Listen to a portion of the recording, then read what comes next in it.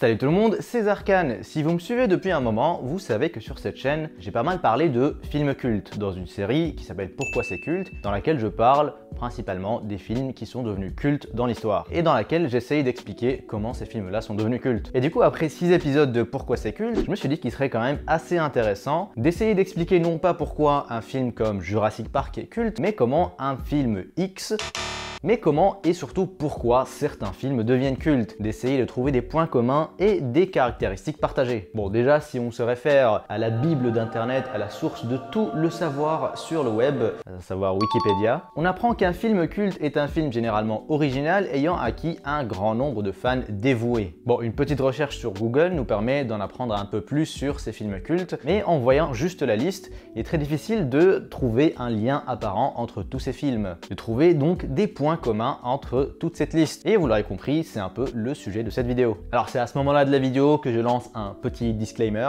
Voilà, petit disclaimer. Bien entendu, tout ce que je vais dire dans cette vidéo reste très théorique et assez subjectif. Il n'y a pas de liste officielle des films cultes, il n'y a pas de jury officiel qui déclare quels films vont devenir cultes, et surtout il n'y a pas de formule qui explique par A plus B comment faire un film culte. Et d'ailleurs, si cette formule existait, Hollywood ne sortirait plus que des films cultes, et du coup, aucun film ne serait culte. Ouais, voilà, vous avez compris. Bref, assez parlé, prenez-vous un petit chocolat chaud, asseyez-vous confortablement, parce qu'aujourd'hui, on essaie de répondre à la question « Mais c'est quoi un film culte ?»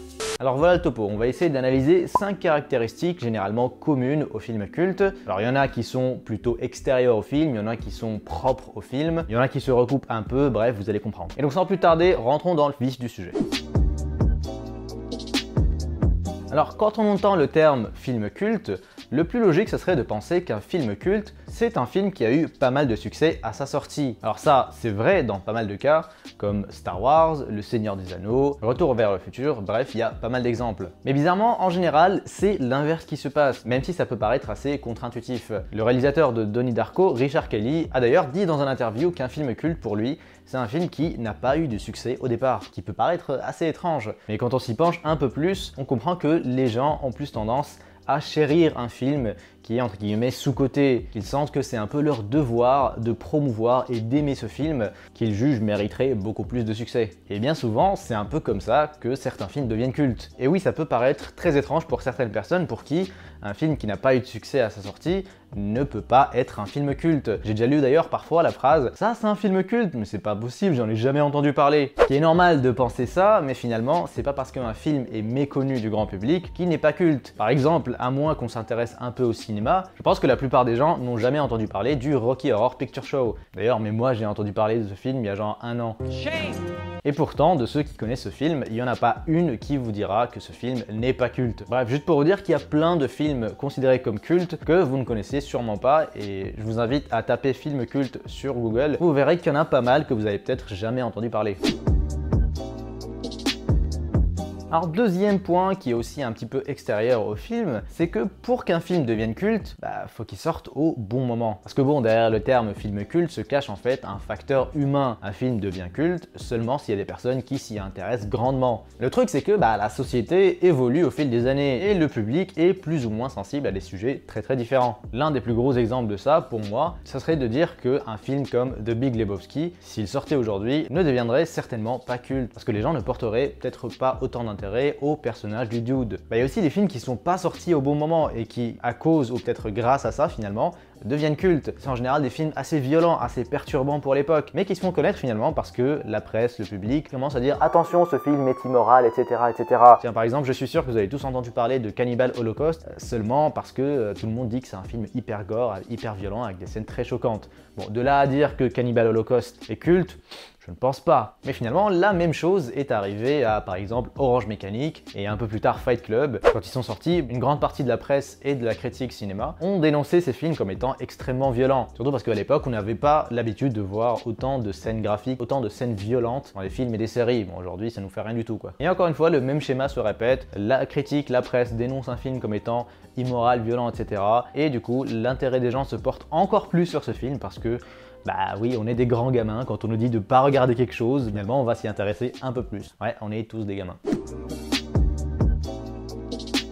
Alors s'il y a une chose qui est sûre, c'est qu'un film culte, c'est tout sauf un film ordinaire. Et en général, les films cultes ont tous un côté un peu extrême, décalé, voire un peu déjanté. Et quand je dis déjanté, je parle bien entendu de ces films qui se font connaître principalement grâce à leurs prémices complètement ridicules, mais qui intrigue finalement. Tiens, je suis sûr que vous avez tous entendu parler au moins une fois de Sharknado, ouais, le film avec une tornade avec des requins.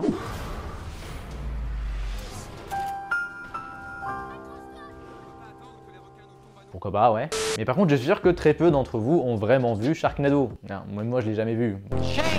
Tiens, et pas besoin d'aller aussi loin, il suffit qu'il y ait un petit caractère décalé au film, quelque chose qu'on voit pas assez souvent, pour que le film ait plus de chances d'être culte. Je pense par exemple à des films comme The Grand Budapest Hotel de Wes Anderson, ou encore Scott Pilgrim, qui rentrent très bien dans cette catégorie de films décalés. Ouais, je sais pas comment dire autrement. Et enfin, pour le côté extrême, on peut citer comme tout à l'heure le côté violent d'un film, mais quand on dit extrême, ça peut être aussi au niveau de la qualité d'un film. Alors déjà oui, le fait qu'un film soit très bon, bah oui, ça aide clairement à devenir un film culte, mais encore une fois, c'est généralement l'inverse qui se passe. Vrai que pas mal de films cultes sont en fait des gros nanars, des films absolument nuls, mais que finalement les gens aiment bien pour ce côté un peu nul. C'est devenu de plus en plus populaire, j'ai l'impression, avec la popularisation des films de type So Bad It's Good. Bon, on va être honnête, c'est clairement de la moquerie. Il y a aussi le côté un peu fascinant de voir un film aussi mauvais. D'ailleurs, j'ai fait une vidéo d'une petite sélection de 7 films qui rentrent très bien dans cette catégorie. Allez la voir, vous serez pas déçus.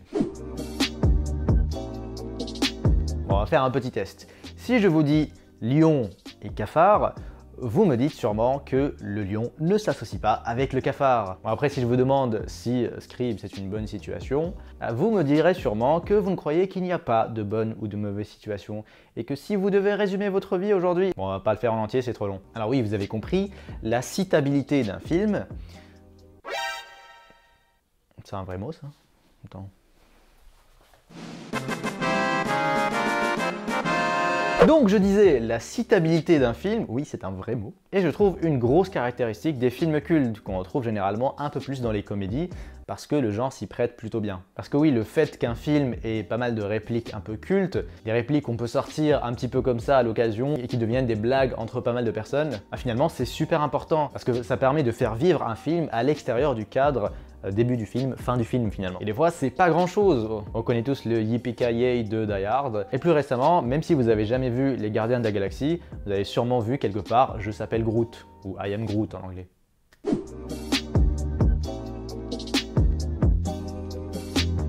Enfin, et peut-être l'un des facteurs les plus importants, c'est qu'un film culte, en général, c'est un film revisionnable, un film qu'on peut revoir plusieurs fois. Et ça, il y a pas mal de films cultes qui arrivent plutôt bien. Il y a par exemple les films à twist comme Fight Club, qui nous poussent à regarder le film une deuxième fois pour essayer de dénicher les petits indices parsemés tout au long du film. Il y a aussi les films un peu énigmatiques, avec une fin qui n'apporte pas toutes les réponses, comme Donnie Darko par exemple, qui nous pousse à revoir le film pour essayer de le comprendre un peu plus à chaque fois. Et il y a aussi tout simplement des films qui sont juste fun et faciles à regarder. Et là, bah, il y en a vraiment pas mal. On peut citer des films comme Maman j'ai raté l'avion, ou encore une fois Die Hard. Oui, je refuse d'appeler ce film Piège de cristal, ce nom est ridicule.